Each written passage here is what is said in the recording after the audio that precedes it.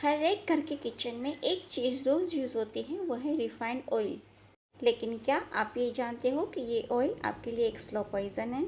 आपके साथ शेयर कर रही हूँ विथ साइंटिफिक प्रूफ कि कैसे रिफाइंड ऑयल आपकी गट, ब्रेन, लीवर और हार्ट को डैमेज करता है।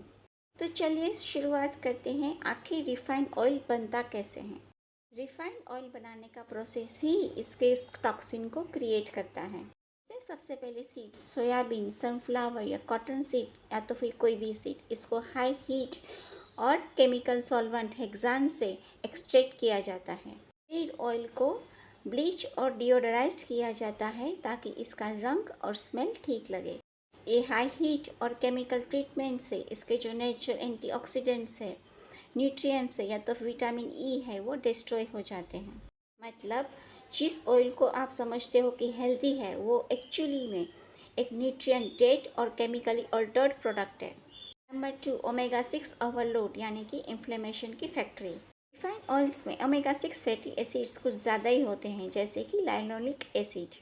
प्रॉब्लम, ओमेगा 6 ज़्यादा और ओमेगा 3 कम होता है तो बॉडी में एराकाइटोनिक एसिड पाथवे क्रिएट होता है, जो इन्फ्लेमेटरी मॉलिक्यूल्स को क्रिएट करता है। यही क्रोनिक इन्फ्लेमेशन आपको हार्ट डिसीज, डायबिटीज़, आर्थराइटिस और कैंसर तक लेकर जाता है।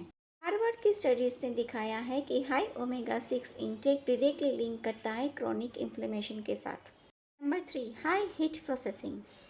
रिफाइंड ऑयल को जब हाई टेम्परेचर पर हीट किया जाता है तो ट्रांसफैट्स और टॉक्सिक एल्डिहाइड्स बनते हैं। रिसर्च दिखाता है कि aldehydes directly DNA damage, cancer risk और ब्रेन न्यूरोडीजनरेशन से लिंक होता है। एक स्टडी ने शो किया है कि एल्डिहाइड्स कुकिंग के टाइम फ्यूम से भी लंग्स और सेल्स को हार्म करते हैं। आप समझते हैं कि रिफाइंड ऑयल का हार्ट एंड मेटाबॉलिक डिजीज का कनेक्शन क्या है।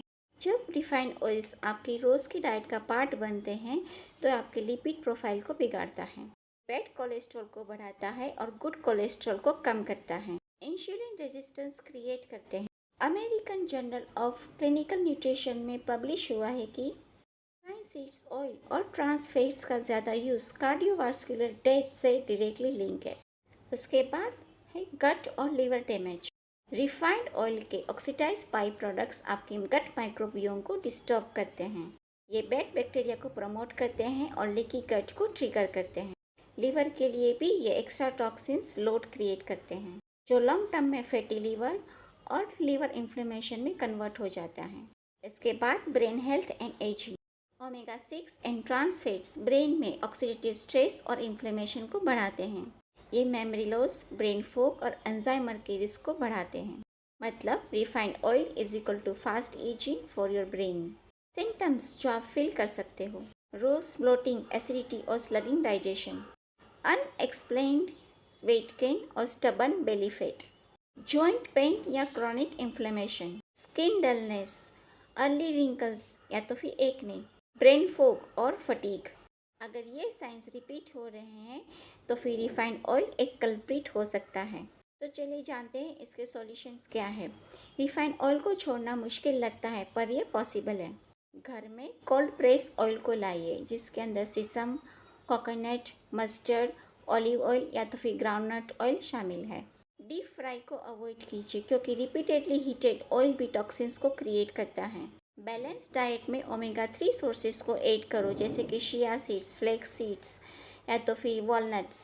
रिफाइंड ऑयल एक साइलेंट किलर है जिससे आपका ब्रेन, लीवर, हार्ट और गट ये सब धीरे धीरे डैमेज हो रहा है।